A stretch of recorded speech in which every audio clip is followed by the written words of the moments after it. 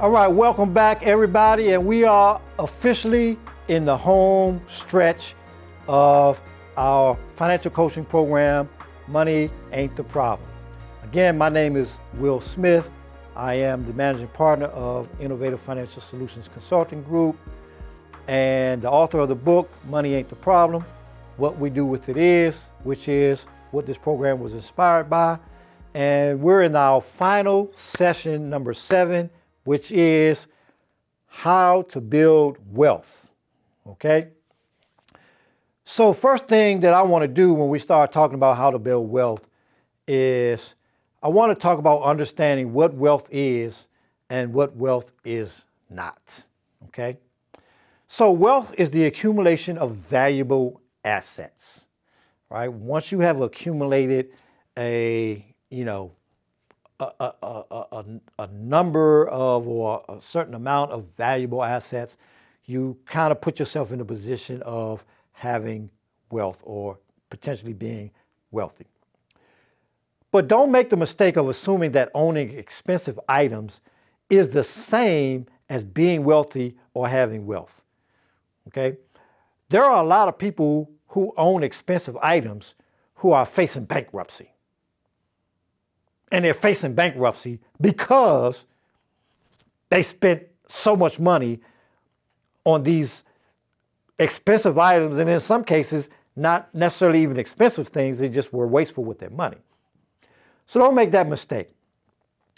Buying expensive cars and pricey jewelry and designer clothes and having high-end accessories and artifacts and stuff like that, that you have in your home, that when people come to your house, they're, ooh, wow. That doesn't necessarily mean that you're wealthy and that you have wealth in the sense of what we're talking about, okay? Being wealthy, as I define it, is being in a position where you have achieved this because you've accumulated enough valuable assets to become financially independent and financially secure, meaning you have reached a stage of life where you can live life in a way where your financial wherewithal is very secure, very stable, and is not necessarily dependent on things like Social Security or other stuff like that, okay?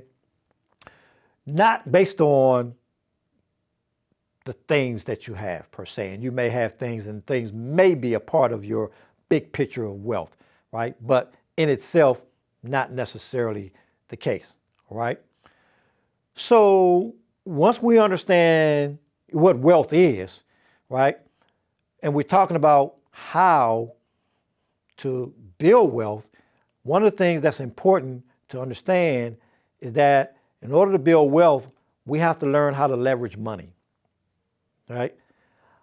Leveraging money is by far the most effective way to build wealth. Okay? So again, I'm not talking about people who are born into wealthy situations. I'm not talking about people who hit the lottery or have something like that, got some kind of inheritance. I'm not talking about that, right? I'm talking about people who build wealth the old-fashioned way, right? They earn it over a period of time. So the amount of money we earn is not as important as the amount of money we keep. Let me say that again. The amount of money that we earn is not as important as the amount of money we keep. So here's what I mean by that. Some years ago, there was a story that was actually nationally televised on the news about a custodian who was retiring, and he was being interviewed because what they found out is that he was a millionaire, matter of fact, a multimillionaire. And he was actually talking to some young kids about how to be successful long-term, and they found out that he was a millionaire. So word got out and they interviewed him, and they asked him, it says, well, sir, how did you become a millionaire as a custodian? Because obviously he started working as a custodian during a time period where they made very, very, very little. And even at the time that he retired, they wasn't making a lot of money. And he said, well, the way I became a millionaire is I took time to be smart with how I invested my money. Instead of spending money on expensive cars and luxury items and fancy jewelry and toys, he said, I invested my money in things that will grow over time and that would help me to be in a position to have financial security in the future. And so he is a testament of what I'm talking about here, in that how much money you earn isn't as important as how much money you keep. And in particularly, what you do with it, okay? Because there are a lot of people who earn a lot of money and they don't have an equivalent situation of life to show for the amount of money that they have earned over the years. So when we earn money, we should learn how to make money work for us, okay? And that's a mindset that not many of us have. We should learn how to make money work for us. And in order to build wealth, we must learn how to leverage money, right? Leverage money is able to work when we can't. See, when I'm sleeping, I have to sleep. I don't have an option. You don't have an option. I have to sleep. There are times when I'm not going to be working. I can't work 24/7, although some people like to think that they can. You can't work 24/7. So in the times when you can't work, when you need to be at rest, when you need to have a break, your money can be still working. And understanding that principle is critical to being able to build wealth, right? Money leverage multiplies the effect of what it can accomplish, because it's just like taking my physical strength, right? If I wanted to pick up something that weighed 300 pounds, I may not be able to do it with my physical strength.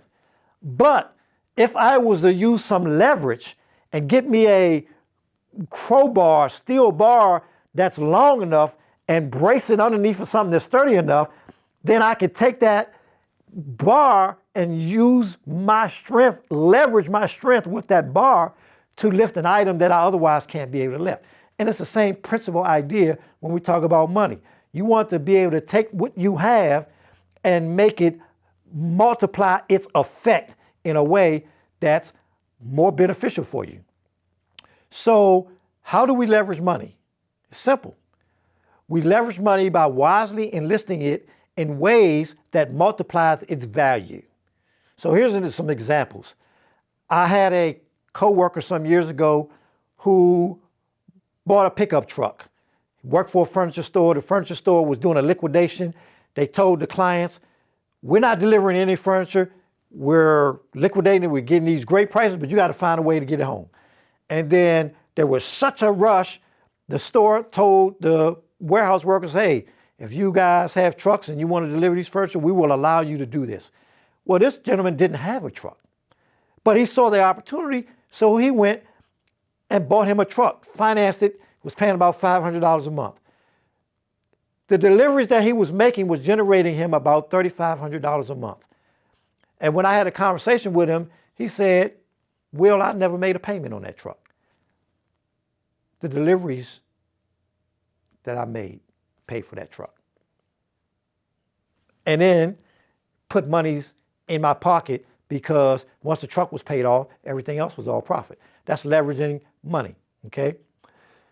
Another example, buy real estate. You probably have known of people that do this. There's all kind of programs, Flip This House and stuff on TV, where people take a certain amount of money, they buy real estate, distressed real estate, they fix it up, boom, and then they flip it for a profit. That's leveraging money. Hey, if you're a business professional or you have some kind of a sales product that you sell or something like that, you may spend money on advertising to get more clients. And that money that you spend on advertising generates you additional clients, produces an extra $1,500 a month in revenue. That's leveraging money, okay? Now, those are obviously ways of leveraging money. There are other ways which we're going to talk about, okay? But in addition to leveraging money, we also have to minimize the accumulation of bad debt. All right? Now, there are some times when we have to take on bad debt, but we should minimize taking on bad debt. So now, what's the difference between good debt and bad debt? Good debt is used as a tool, just like in the examples that I just mentioned to you where the gentleman got the truck.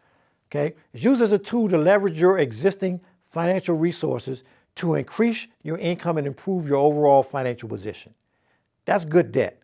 So now he bought a $35,000 truck on credit and financed it.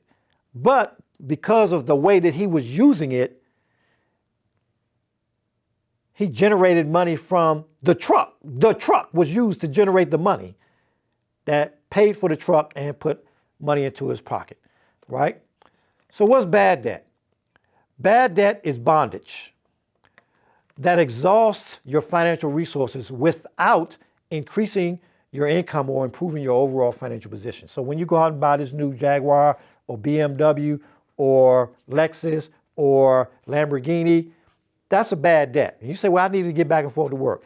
Well, yeah, that's true, but you don't need an $80,000 car to get back and forth to work.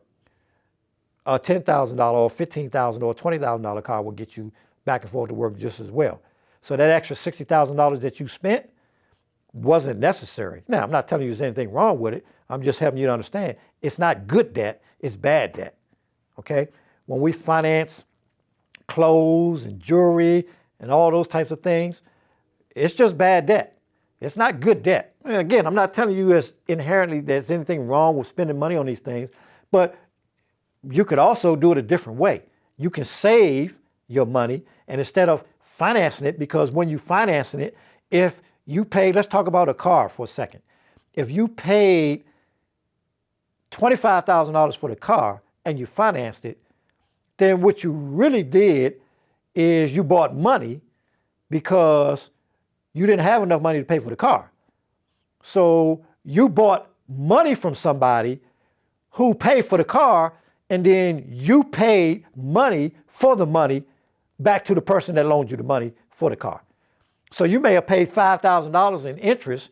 That's the money you paid for the $25,000 that was given to the car dealer for the car.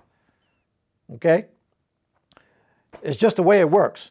Now, again, we all do it. I'm not telling you that it's evil or bad. Just want you to understand what it is. It's, in essence, it's bad debt, right?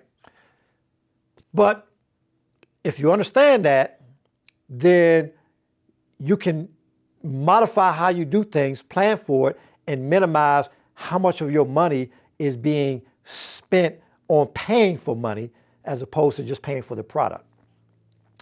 And then we want to understand assets and the differences between cost and value.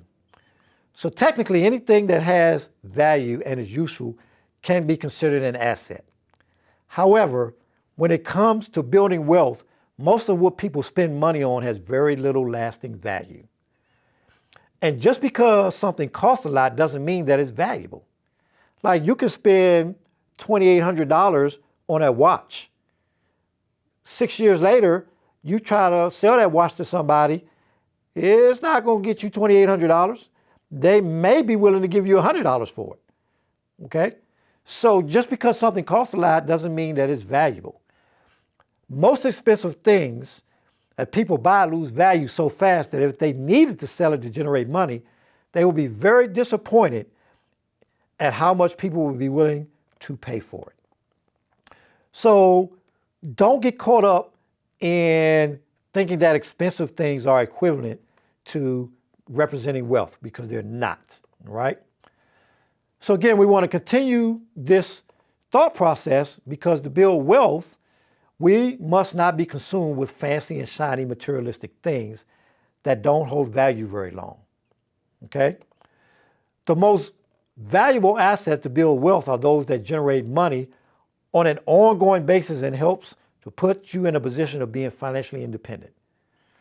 Those are the assets that are the most significant to building wealth. Things like real estate, equities. When I say equities, I'm talking about things like stocks, bonds, mutual funds, hedge funds,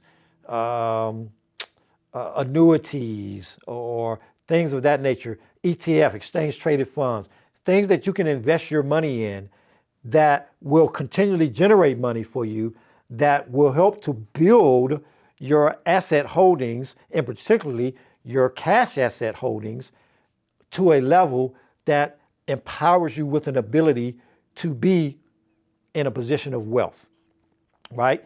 So, real estate, land, things that, you can buy a piece of land and then you could, lease it out as a parking lot or a storage place for people who have Winnebagos and campers and extra cars and things like that. And it generates you money over and above the taxes you have to pay on it. These are the kind of assets that you want to strive to achieve, because they're the type of assets that actually help you to build wealth, right? So these things and activities that are such are the ones that help make people wealthy, not the superficial materialistic things that they have. Those things don't actually make you wealthy. Those things make you look good. It gives you the appearance of being wealthy, but they don't necessarily mean that you're wealthy. How do we know? Think about all of the famous people who filed bankruptcy. Think about all of the famous people, and you can Google them. It's public information, okay? Think about all of the famous people, all of the athletes that have been in the news for losing their wealth. They had plenty of fancy looking cars, plenty of shiny jewelry, plenty of, expensive items and toys, yet they had to file bankruptcy. Why? Because they misunderstood what an asset was and what it actually meant to be wealthy. Okay? So as I conclude this session, we learned how to understand money. We talked about what causes people financial problems. We talked about how to fix your financial problems. We talked about how to allocate your money. We talked about how to invest money. We took time to understand some things about taxes, and then we concluded with how to build wealth. If you take this information that I have provided you over these 7 sessions and you take it to heart and you really apply them and get help as needed, then you can transform your situation and you can truly understand that whenever things go wrong or bad in your life, money, and particularly lack of money, is not the problem. What we do with it is. First of all, I want to thank you for taking time to be a part of this financial coaching program. I hope that it was a blessing to you, and I hope you got a lot out of it. So what I'm going to strongly encourage you to do is to make sure you read the book, because it came with your program. A copy of it came with your program. And you make sure you make a specific plan of action to address these various things that have been talked about in the program, okay, to help you improve your financial situation. But the other thing that you can do is you can contact me. I'll give you a free consultation. You can contact me, and if you want to, take this to another level in terms of addressing your financial situation, whether it's planning for retirement or whatever the case may be, then you can get in touch with me. My information is on the screen. Okay? I'm a full-service financial planner. I help people with all aspects of financial planning, retirement, college, estate planning, planning for taxes, helping you to set up your business and putting order to your business financing, setting up retirement plans for your employees and things of that nature. All of these things are services that I actually provide within the scope of my financial planning firm. And so you're more than welcome to reach out to me to have a more in-depth discussion about your situation and what's going to help you to live your best financial life. Thanks for tuning in.